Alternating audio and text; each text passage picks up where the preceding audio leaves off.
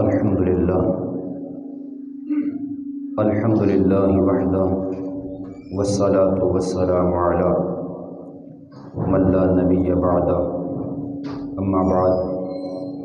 فاعوذ باللہ من الشیطان الرجیم بسم اللہ الرحمن الرحیم وَإِنَّكَ لَعَلَىٰ خُلُقٍ عَظِيمٍ صدق اللہ مولانا العظیم ان اللہ وملائکتہ یصلون علی النبی یا ایہا الذین آمنوا صلوا علیہ وسلموا تسلیما۔ بآواز بلند محبت کے ساتھ حضور نبی مکرم صلی اللہ علیہ وآلہ وسلم کی بارگاہ میں ہدیہ دو سلام پیش کریں۔ الصلاۃ والسلام علیک یا سیدی یا رسول اللہ وعلی آلک واصحابک یا سیدی یا حبیب اللہ۔ الصلاۃ والسلام علیک یا سیدی یا نبی اللہ وعلی آلک واصحابک یا سیدی یا رحمۃ للعالمین۔ اللہ اکبر لا الہ الا اللہ، اللہ اکبر وللہ الحمد، اللہ اکبر لا الہ الا اللہ، اللہ اکبر وللہ الحمد، اللہ اکبر لا الہ الا اللہ، اللہ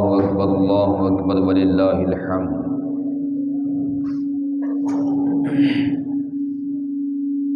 معزز حاضرین و سامعین، اللہ رب العزت کے فضل اور اس کا احسان ہے کہ مالک کائنات نے ہمیں یہ مسرت و شادمانی خوشی کا دن دیکھنا نصیب کیا، اور رب العالمین نے ہمیں ماہ رمضان المبارک کے روزے رکھنے کی اور رات کو قرآن مجید سننے کی توفیق بخشی۔ اللہ تعالی تمام امت مسلمہ کے روزوں اور نفلی عبادات کو اپنی بارگاہ میں قبول فرمائے۔ سامعین محترم، ایک مرتبہ پھر درود سلام پڑھیں۔ الصلاۃ والسلام علیک یا سیدی یا رسول اللہ وعلی آلک واصحابک یا سیدی یا حبیب اللہ۔ محمد مصطفیٰ کا نام لے کر جھوم لیتا ہوں، محمد مصطفیٰ کا نام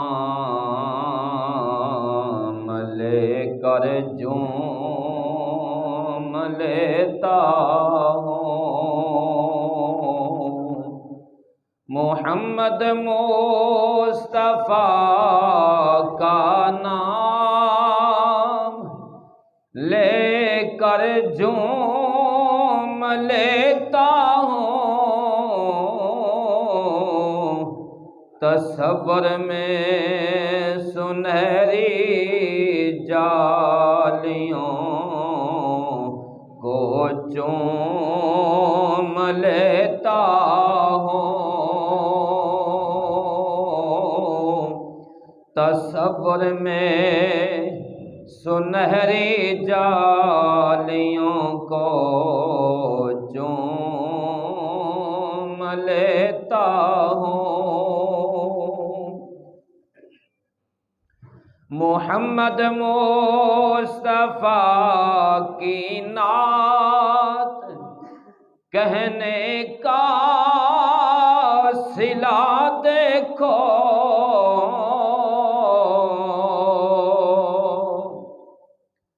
محمد مصطفیٰ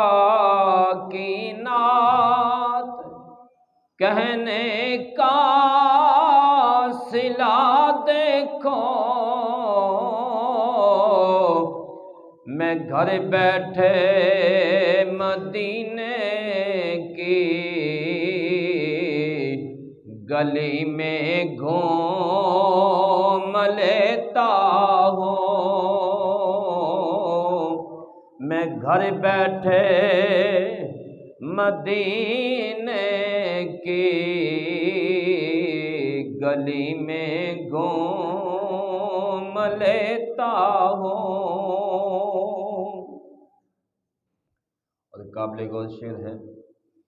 مہک اٹھتی ہیں جب راہیں، چمک اٹھتی ہیں جب گلیاں،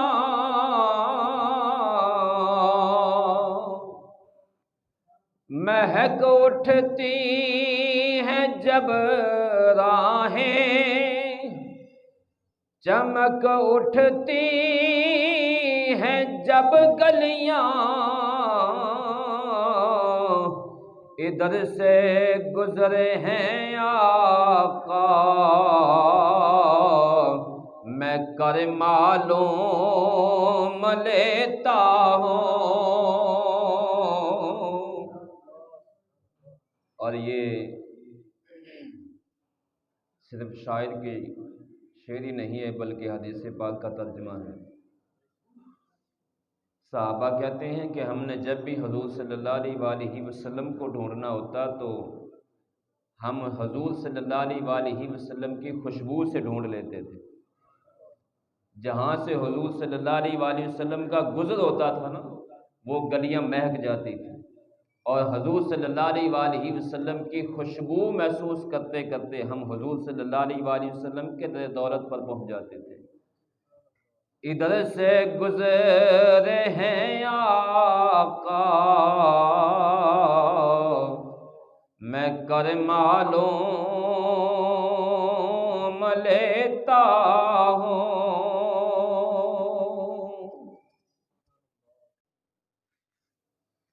معزز حاضرین و سامعین،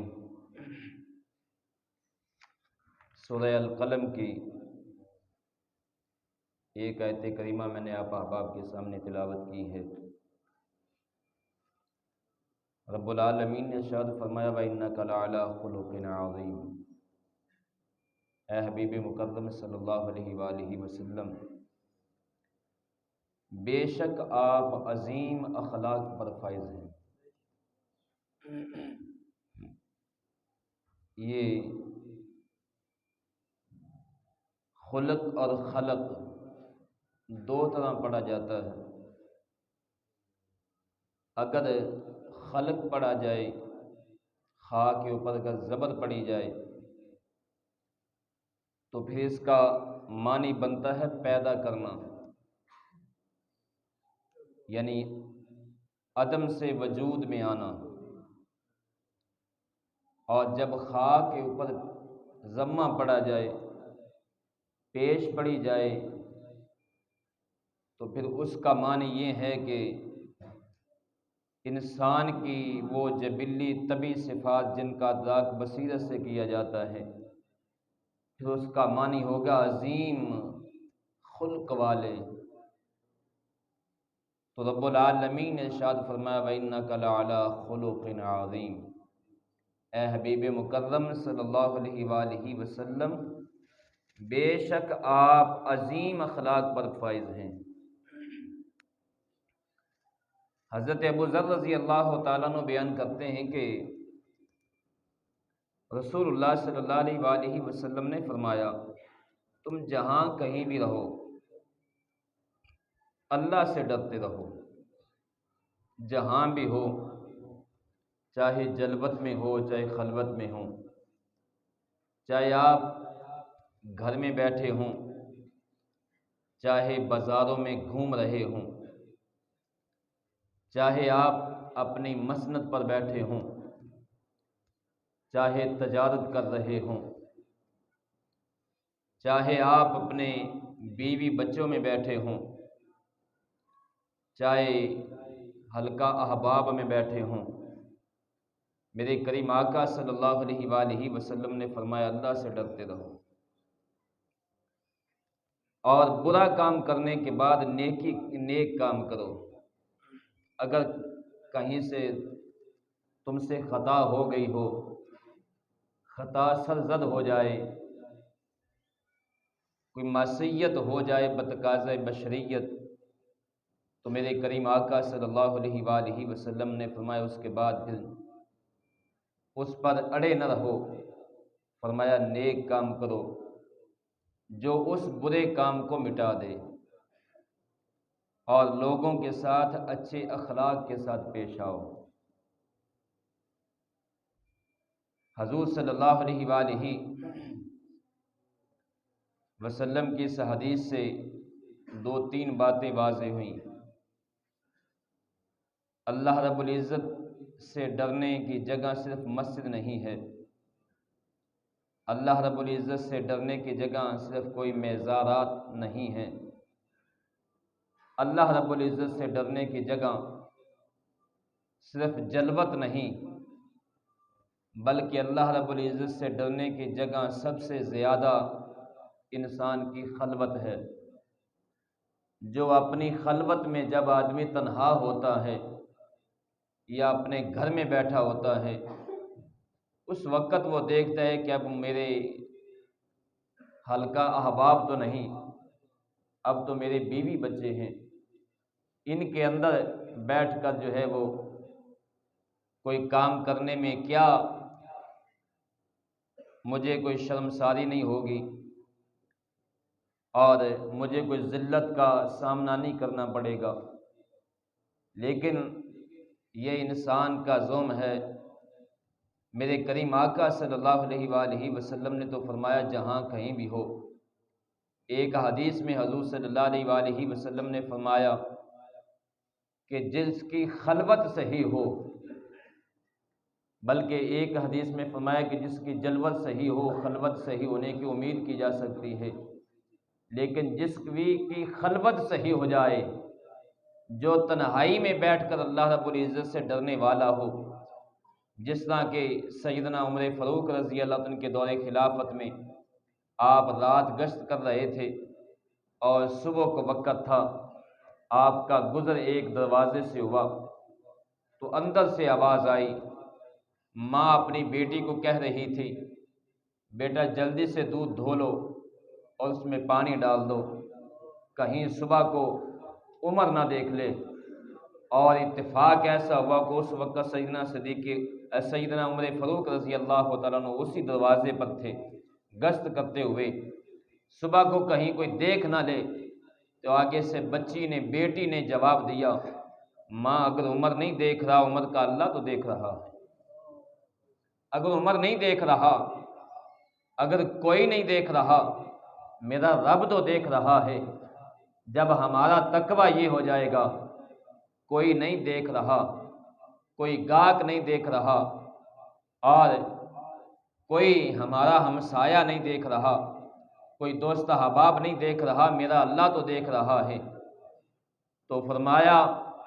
عرض کی اماں جان اگر عمر نہیں دیکھ رہا، عمر کا رب تو دیکھ رہا ہے، ہم نے اللہ رب العزت کی بارگاہ میں جواب دینا ہے۔ اور یہ الفاظ سیدنا عمر فاروق رضی اللہ عنہ اپنے کانوں سے سماعت کر رہے تھے، اور اس بچی کی یہ الفاظ حضرت عمر رضی اللہ عنہ کے دل پر اترے، اثر ہوا، آپ فوراً مسجد نبوی چلے گئے اور کوئی بات نہ کی، دستک نہیں دی۔ صبح فجر کی نماز ادا کرنے کے بعد پھر اسی دروازے پر آئے اور دستک دی، اور جب دروازہ کھلا آپ اندر تشریف لے گئے اور اس مائی سے پوچھا کیا آپ نے بچی کی کوئی انگیجمنٹ کر دی ہے، بچی کا کہیں کوئی رشتہ طے پایا گیا ہے؟ تو ماں نے کہا نہیں، ابھی یہ بچی کنواری ہے۔ تو اب سیدنا عمر فاروق رضی اللہ تعالیٰ نے اپنی جھولی پھیلا دی اور کہا میں اس بچی کو اپنی بیٹی بنانے آیا۔ اور یہ کیا تھا؟ یہ اس بچی کا تقویٰ تھا۔ اس کے تقوی کی بنا پر کہا جو خلوت میں اس قدر ڈرنے والی ہے، جلوت میں کا کیسی ڈرتی ہوگی؟ جس کی خلوت کا عالم یہ ہے کہ اے ماں جان، اگر عمر نہیں دیکھ رہا، عمر کا رب تو دیکھ رہا ہے۔ آج ہم مال تو دیکھتے ہیں، آج ہم حسن دیکھتے ہیں، خاندان دیکھا جاتا ہے، ہم نہ بچے کا نہ بچی والے بچے کا تقویٰ دیکھتے ہیں، پرہیزگاری دیکھتے ہیں، اور نہ بچے والے بچی کے متعلق تقویٰ پرہیزگاری دیکھی جاتی ہے، دین دیکھا جاتا ہے۔ ایک چیز دیکھی جاتی ہے، مال کتنا ہے، دولت مند کتنے ہیں۔ میرے کریم آقا صلی اللہ علیہ وآلہ وسلم نے فرمایا تم جہاں کہیں بھی رہو اللہ سے ڈرتے رہو۔ کیوں؟ رب العالمین نے ارشاد فرمایا فَمَن يَعْمَلْ مِثْقَالَ ذَرَّةٍ خَيْرًا يَرَهُ وَمَن يَعْمَلْ مِثْقَالَ ذَرَّةٍ شَرًّا يَرَهُ۔ قیامت کا وہ دن ہوگا جس دن تمہاری ذرہ برابر نیکی بھی تمہاری آنکھوں کے سامنے ہوگی، تمہاری ذرہ برابر برائی بھی تمہاری آنکھوں کے سامنے ہوگی۔ وہاں یہ نہیں ہوگا کہ یہ نیکی تم نے چھپ کر کی تھی اب یہ چھپا لی جائے گی، نہیں۔ اور پھر یہ بھی ذہن میں رکھیں، اللہ اکبر، یہ بھی بات ذہن میں رکھیں کہ قیامت کا وہ ہولناک منظر ہوگا جہاں تمہارے احباب کا حلقہ بھی ہوگا، جہاں تمہارے رشتہ دار بھی کھڑے ہوں گے، اور سب سے بڑھ کر وہاں اس ہستی کے سامنے ہم نے جانا ہے جس کریم آقا صلی اللہ علیہ وآلہ وسلم کا ہم نے کلمہ پڑھا ہے، جس کریم آقا صلی اللہ علیہ وآلہ وسلم کے متعلق ہمارا یہ عقیدہ ہے کہ میرے کریم آقا صلی اللہ علیہ وآلہ وسلم گنبد خضرا میں آرام فرماتے ہوئے آج بھی ہمارے اعمال کو جانتے ہیں، ہمارے اعمال کو دیکھ رہے ہیں۔ جب ہمارا عقیدہ یہ ہے کہ میں نے اس نبی کا کلمہ پڑھا جس نبی کے سامنے ہمارے اعمال چھپے نہیں، تو پھر بتائیں ہم قیامت کے دن حضور صلی اللہ علیہ وآلہ وسلم کی بارگاہ میں کون سا منہ لے کر جائیں گے؟ کیا رسول اللہ ہم نے آپ کا کلمہ پڑھا تھا لیکن آپ کی مانی نہیں؟ ہم نے آپ کا کلمہ پڑھا لیکن آپ کی اطاعت و فرما برداری نہیں کی؟ ہم نے آپ کا کلمہ تو پڑھا لیکن ہم دوستی آپ کے دشمنوں کے ساتھ کرتے رہے؟ اے اللہ،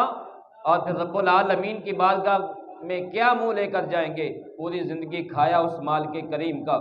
پوری زندگی پہنا اس اللہ کا، نعمتیں اس مال کے کائنات کی ہم نے استعمال کی، اور دوستیاں اس کے دشمنوں کے ساتھ۔ تو میرے کریم آقا صلی اللہ علیہ وآلہ وسلم نے فرمایا جہاں کہیں بھی رہو اللہ سے ڈرتے رہو، اور فرمایا اگر کہیں سے تم سے معصیت ہو جائے، گناہ ہو جائے تو فوراً نیک کام کرو۔ اور اس سے یہ بھی پتہ چلا کہ نیکی جو ہے وہ گناہوں کو مٹا دیتی ہے، نیکی کے ذریعے گناہ مٹ جاتے ہیں، نیکی گناہوں کو کھا جاتی ہے۔ اور جس طرح کہ میرے کریم آقا صلی اللہ علیہ وآلہ وسلم نے فرمایا نماز گناہوں کو ایسے جلا دیتی ہے جیسے آگ لکڑی کو جلا دیتی ہے۔ اور میرے کریم آقا صلی اللہ علیہ وآلہ وسلم نے فرمایا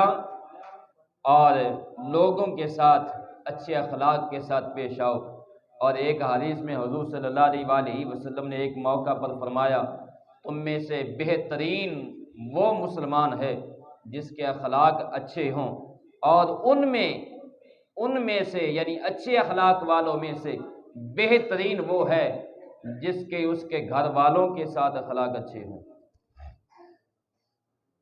یعنی بہترین اچھے اخلاق والوں میں سے بھی بہتر وہ ہے جس کے اس کے گھر والوں کے ساتھ اخلاق اچھے ہوں۔ اکثر مرتبہ یہ ہوتا ہے کہ انسان اپنے حلقہ احباب میں تو بڑے اچھے اخلاق کے ساتھ بیٹھتا ہے، اپنے دوستوں کے ساتھ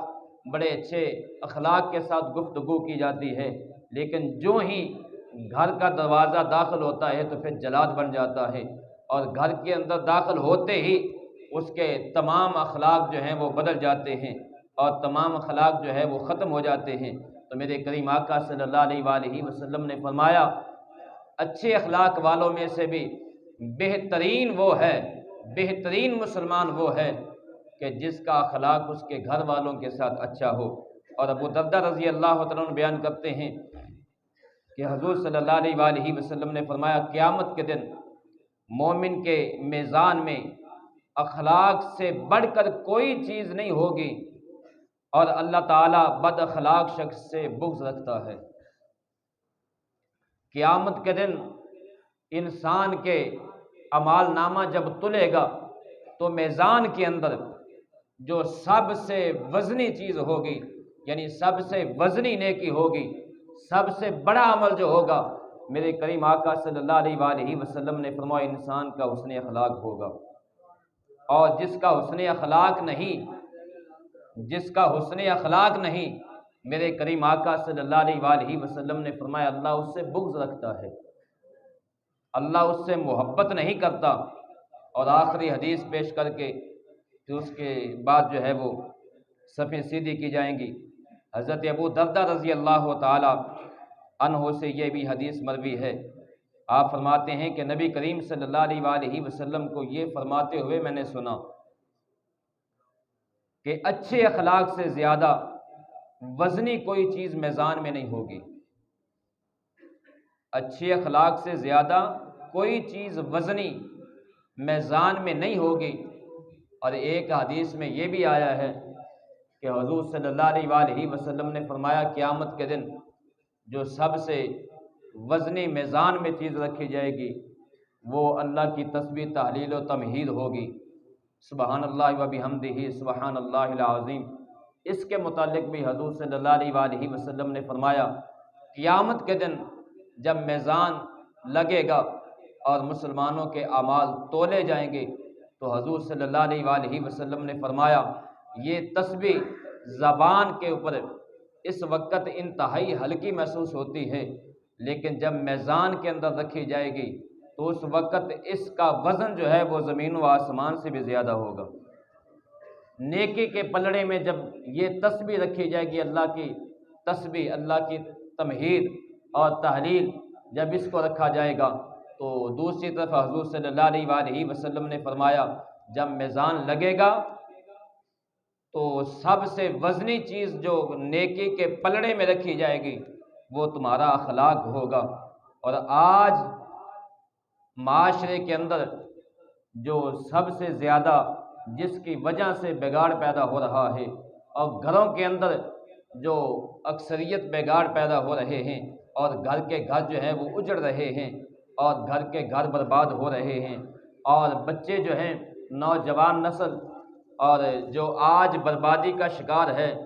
اس کے اندر سب سے بڑا جو معاملہ ہے وہ اخلاق کا ہے۔ ماں باپ کا اخلاق بھی اولاد کے ساتھ اچھا ہونا چاہیے، اور